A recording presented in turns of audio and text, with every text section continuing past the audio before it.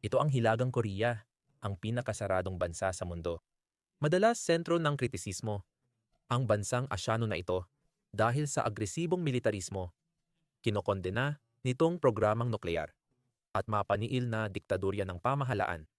Ayon sa ulat ng United Nations, noong 2014 walang kapantay sa makabagong mundo ang bigat at lawak ng mga paglabag sa karapatang pantao dito. Lahat ng ito ay talagang mabigat na mga paratang. Pero maliban sa usapin ng karapatang pantao, ang mga agresibong aksyong ito ay hindi naman talaga ikinahiya ng pamahalaan ng Hilagang Korea. Ang ikinahiya nila, gayunpaman, ay isang bagay na tinutulungan ng lahat ng mga palabas sa media na ilihis ang atensyon at iyon ay ang kanilang sobrang kaawa-awang ekonomiya. Ang ekonomiya ng Hilagang Korea ay may nominal gross domestic product na 25 bilyon at purchasing power parity gross domestic product na 40 bilyon.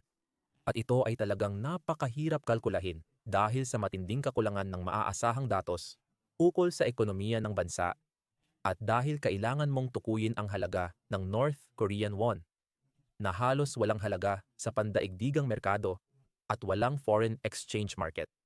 Ang ibig sabihin ng pagtatayang ito ay mas maliit pa ang transactional na ekonomiya ng Hilagang Korea kaysa sa Beverly Hills, Los Angeles. Imbes na gumastos sa designer bag at maliliit na aso, malaking bahagi ng kita ng Hilagang Korea ay napupunta sa militar. Pero inilalagay pa rin nito sa perspektibo ang buong bansa, sa kabila ng matitinding pagpapakitang gilas at sa kabila ng lahat ng oportunidad na ibinigay sa bansang ito, tuluyan na itong nalugmok sa lubos na kawalang kilalang ekonomiya. Para tunay nating maunawaan ang nakakalungkot na kabiguang ito, kailangan nating magsimula sa pinakaumpisa.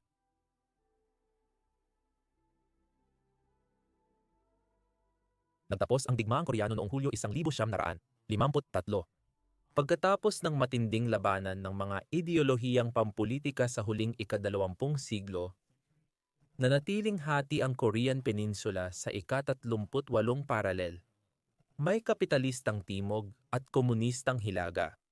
Ang Hilagang Korea ay talagang nakapagsimula ng napakalakas matapos muling bumangon mula sa mga kasindak-sindak na nangyari noong digmaang Koreano.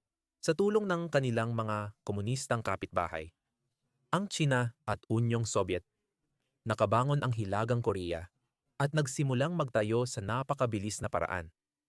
Mabilis na nalampasan ang kanilang kapangalan sa timog. Ang pamahalaan ng Hilagang Korea ay may planadong command economy kung saan kontrolado ng gobyerno ang produksyon, pamumuhunan at pamamahagi ng kapital na produkto. Muli, ito ay tulad ng mga komunistang kaalyado nilang Tsina at Unyong Sobyet. Matapos ang digmaan, ang sentralisadong ekonomiya ay susunod sa 5 taong plano na itatakda ng kataas-taasang kapulungan ng mamamayan ng Korea at gagawing legal na obligasyon. Sa simula, nakatuon ang mga plano sa pagtatayo ng daungan, pagpapataas ng ani, mga kasunduang pangkalakalan, at paglago ng militar. Pagkatapos ng digmaan, maraming magagandang nangyari sa Hilagang Korea. Nagsimula ito sa mababang kalagayan ngunit ipinagpalit ang likas na yaman sa mga komunistang kaalyado na nagbigay naman ng teknikal na kagamitan at kaalaman para gawing industrialisadong bansa ang Hilagang Korea mula sa agrikultural na bansa. Pero bumagal na ito noong kalagitnaan ng dekada 60. Isinasagawa ng Hilagang Korea ang ika-4 nitong sentral na plano. Ang 7 taong plano para sa industrialisasyon ay layuning itaas ang pamumuhay. Ngunit sa unang pagkakataon simula nang magsimula ito, naging maliwanag na hindi maaabot ng Hilagang Korea ang ambisyosong layunin. Bumaba ang suporta ng Soviet habang lumalapit ang Hilagang Korea sa China. Kahit pareho silang mga bansang komunista at magkaibigan, parang namimili ka kung aling magulang ang mas gusto mo. Ang Hilagang Korea ay nasa ilalim ng matinding presyon na dagdagan ang kanilang gastusin sa depensa dahil sa tumitinding banta mula sa mga kapitalistang bansa tulad ng Estados Unidos, na pursigidong pigilan ang tinatawag na Communist Domino Effect, na ang ibig sabihin ay kakalat ang komunismo mula sa isang bansa papunta sa iba pa na parang domino. Noong 1965, sa kabila ng mga kalamangan ng Hilagang Korea, nalampasan ng Timog Korea ang antas ng paglago nito. kahit mas maliit pa rin ang kabuuang ekonomiya ng Timog Korea.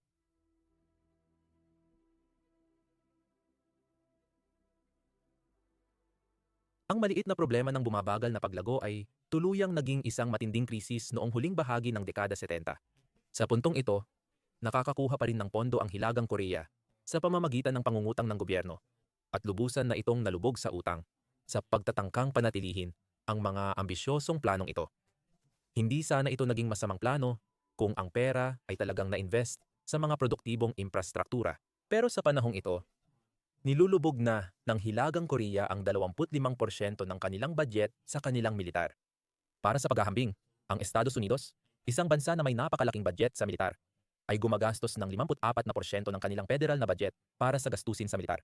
Kung tutuusin, hindi naman gaanong masama gastos ng Hilagang Korea. May dalawang bagay na kailangang isaalang-alang. Una, may mga budget din ang Estados Unidos para sa mga estado na sumasaklaw sa mga bagay tulad ng lokal na pulisya, mga kalsada, edukasyon, at iba pa. Ang mga budget ng estado at lokal ay halos 50% ng kabuuang paggastos ng gobyerno sa Estados Unidos. Ang aktwal na gastos sa militar ay hindi ganoon kalaki dahil wala pa ito sa 30% ng kabuuang paggastos ng gobyerno. Walang mga budget ng estado ang Hilagang Korea. Mayroon itong mga probinsya, pero ang buong ekonomiya ay umaasa sa isang sentral na pambansang budget. Ibig sabihin, yung 25% na bilang noong dekada 70 ay yun na ang buong kwento. Isa pang mahalagang punto, hindi sentralisado ang plano ng ekonomiya ng United States of America at ang federal na gastusin ay nasa 7% lang ng kabuang produksyon. Ibig sabihin nito, noong 2018, ang United States of America ay may gastusin lang sa militar na 3.2% ng kabuang gross domestic product nito. Sa Hilagang Korea, na may planadong ekonomiya, ang budget ng gobyerno ay parang mismong ekonomiya. Kaya 20% nito ay napupunta sa gastusing militar. Dahil sa maling pamamahala ng ekonomiya at pabayaang paggastos militar. Noong 1980 ay hindi nakabayad ng utang ang Hilagang Korea. Dahilan para mawalan sila ng kakayahang mangutang at mapanatili ang ekonomiya. Ang mga problemang pinansyal na ito ay lalo pang pinalala ng malawakang tagtuyot na sumasalanta sa bansa noong panahong iyon. Kaya naman sa puntong ito, ang kapitbahay nilang Timog Korea ay madaling nalampasan sila sa ekonomiya at patuloy na umunlad hanggang sa kung ano ito ngayon. Nahihirapan ang Hilagang Korea noong dekada 80 at umasa sa China at Unyong Soviet para mapakain ang mamamayan at mapanatili ang infrastruktura. Masaya ang mga bansang ito na tumulong kapalit ng mas maraming likas na yaman mula Hilagang Korea bilang desperadong paraan para patunayan sa mundo na komunismo at sentralisadong pagpaplano ang landas sa hinaharap at hindi nagdudulot ng malawakang gutom.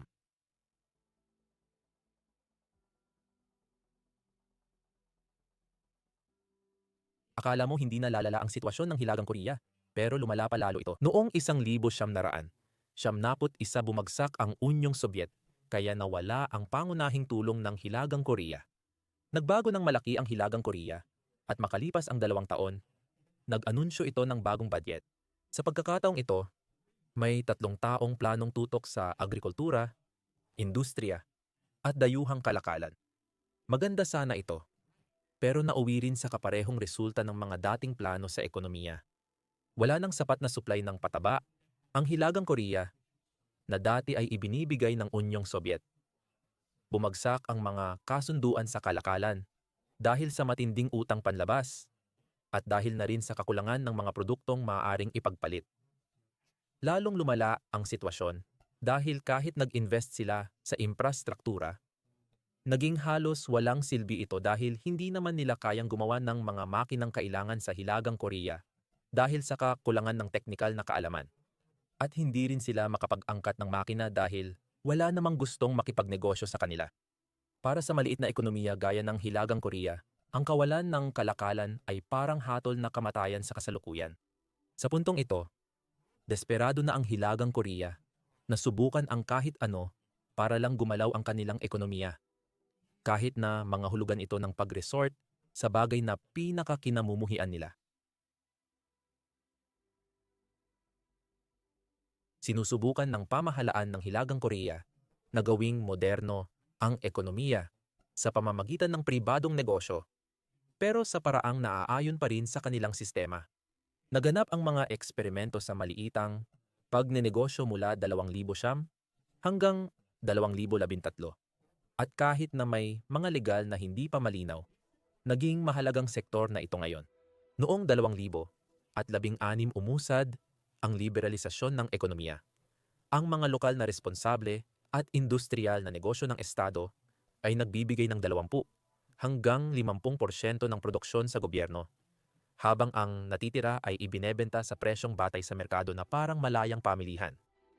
Noong 2014 binago ang Enterprise Act upang pahintulutan ang mga tagapamahala ng mga negosyong pag-aari ng Estado na makipagkalakalan sa ibang bansa at makipagsosyo at tumanggap ng pamumuhunan mula sa mga hindi gobyernong lokal na pinagmumulan. Sa bagong mga patakaran, naging mas katulad ng kanluraning Chief Executive Officer ang mga direktor ng negosyo at ang mga punong inhinyero ay nagkaroon ng operasyonal na tungkulin na parang kanluraning Chief Operating Officer. Ang mga individual na ito ay maaari pang makinabang ng personal mula sa mahusay na pagpapatakbo ng mga operasyong ito.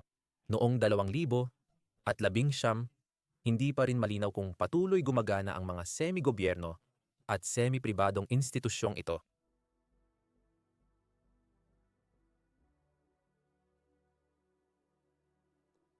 Ngayon, tila walang direksyon ang Hilagang Korea. Lumiit ang kanilang ekonomiya at ang mas matinding pagpapakita ng lakas militar ay nagdulot ng mas maraming parusa na lalong nagpapahirap sa ekonomiyang hirap na. Bilang sanggunian, ang Timog Korea na nagsimula sa parehong kalagayan ng Hilagang Korea pagkatapos ng digmaan noong 1953 ay hindi nabiyayaan ng parehong likas na yaman tulad ng sa Hilagang Korea. Hindi ito konektado sa lupa sa makapangyarihang kaalyado gaya ng Hilagang Korea na may ugnay sa China. Hindi ito nabigyan ng maraming tulong panlabas at programa sa pagpapatawad ng utang gaya ng Hilagang Korea. Mas malaki na ngayon ng higit 60 beses ang ekonomiya ng Timog Korea kaysa Hilagang Korea dahil pinayagan nila ang pribadong negosyo at nag-invest sa infrastruktura para suportahan ang mga malalaking industriya. Pinatunayan ng Timog Korea ang paglago nito kahit may masamang kapitbahay na laging nagbabanta ng nuclear bombing na nagpapakita ng pagkakaiba ng dalawang sistema. Ano ang magiging kinabukasan ng Hilagang Korea? Sa totoo lang, mahirap talagang sabihin. Madalas gamitin ng gobyerno ng Hilagang Korea ang aggression militar para makahingi ng tulong mula sa ibang bansa, kapalit ng pansamantalang katahimikan. Parang batang sumisigaw sa gitna ng supermarket na binibigyan ng candy para lang tumahimik. Habang gumagana pa ito, malamang na ipagpapatuloy ng gobyerno ng Hilagang Korea. Sa ngayon, makakapanood at maghihintay na lang ang mundo na sana'y bumagsak ng mapayapa ang sistema at mapalitan ng mas mabuting pamahalaan. Kamusta mga kaibigan? Sana nagustuhan ninyo ang pinakabagong video. Kung nagustuhan ninyo, paki-like at mag-subscribe na rin